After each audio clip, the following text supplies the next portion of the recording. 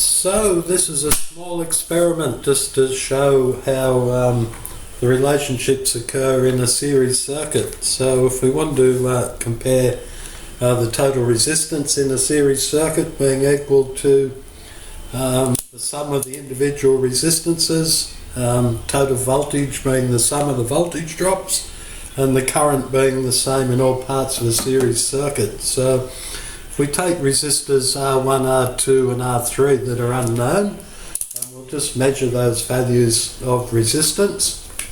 We'll check our multimeter and we can see that R1 has a resistance value of 15.7, R2 at about 34.5 and R3 is 10.2 ohms. So we can record those values each on a sheet of paper, and we can look at some theory. You know, the sum of the two resistors in series of 34 plus 15 should equal 49, R1 plus R3 and R2 plus R3, so on, and the sum of each of the resistances should equal 59.7, round about 60 ohms. So if we can prove that by connecting up a little electrical circuit and put the three resistors in series, we've got just check the leads before we go into any circuit and make sure we've got continuity on all our leads,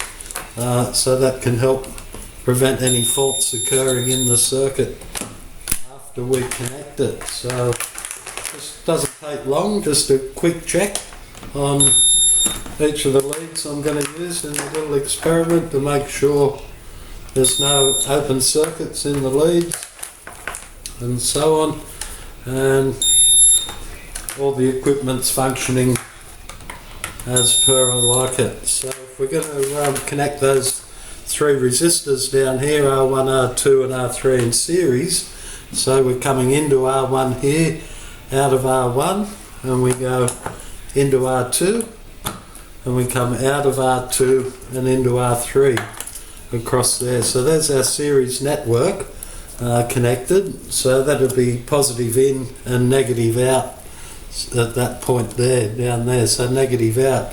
So a bit of an easier way on this panel to do it is just bring that over to there, because it doesn't affect the series connection. We're still coming out of R1 into R2, out of R2 and into R3. So there's our positive, and that's our negative for the load of the circuit. So if we're going to connect,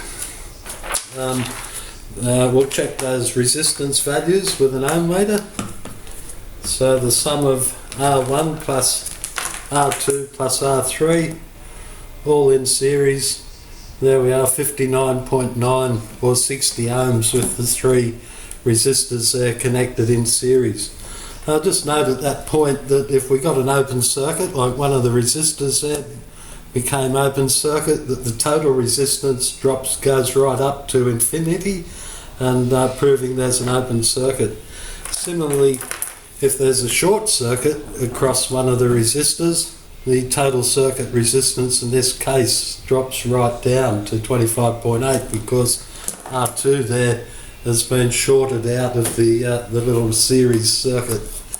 Okay, so if we want to prove that with voltages and current, we can connect up a small circuit. You can see in the diagram there we've got a power supply, circuit protection device or a fuse through a switch, a control device, an ammeter. There's our three resistors in series, and back to the return.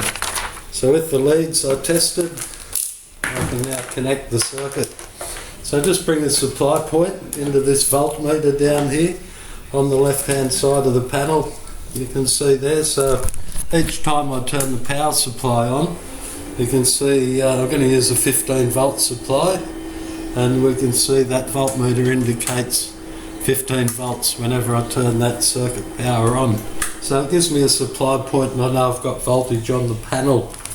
So from our diagram we come out of that with a positive into a circuit protection device, in this case a small circuit breaker, coming out of the circuit breaker and into a control device. So coming up to the control, which is a switch, in series. Those protection devices that connect in series come out of the switch to show that it's with a white, to show that it's switched active coming into the ammeter and then coming out of the ammeter into our series connected load.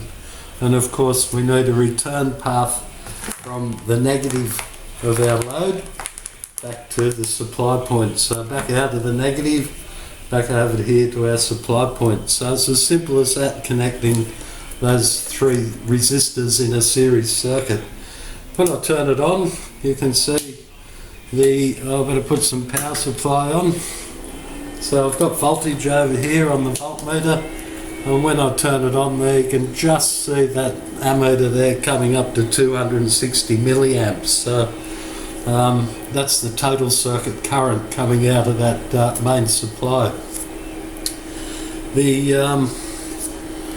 If I wanted to prove the individual voltage drops across each resistor, I can connect the voltmeter in parallel this time across each resistor and turn it on. The voltmeter's coming up there to about 4 volts across resistor 1, and across resistor 2 we have goes up to about 8.5 volts on the ammeter there, and across resistor 3, positive to negative, we can see the voltage across resistor 3 being about 2.5 volts.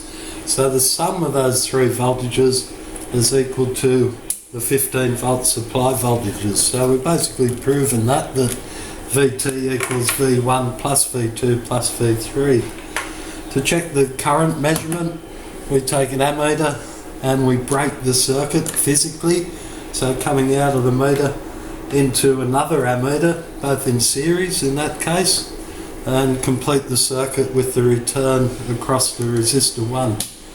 Turn the circuit on and we can see there's 260 milliamps that are the same as our main ammeter down here, flowing into resistor 1. So IR1 is 260 milliamps. Take the ammeter out of the circuit, remove the negative, put the positive back in where we took it out of the circuit, and where we come into resistor 2, I break the circuit, put it into the ammeter and complete the circuit with the negative.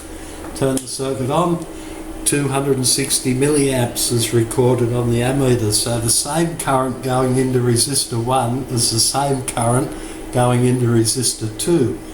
And similarly, take the negative out of the ammeter to remove it, replace the positive back in, and the positive into resistor 3, into the ammeter, where we took that out, put it back into resistor 3, turn the circuit on, and we've got 260 milliamps on that ammeter there. Again, the same as the total circuit current. So the current is the same in all parts of the circuit. Remove the negative out of the ammeter, put the positive back into where you took it out, and then record your results accordingly. So we can see there we've got 4 volts plus 8.5 plus 2.5 adds up to our 15 volt supply, and we had 260 milliamps in all parts of the circuit.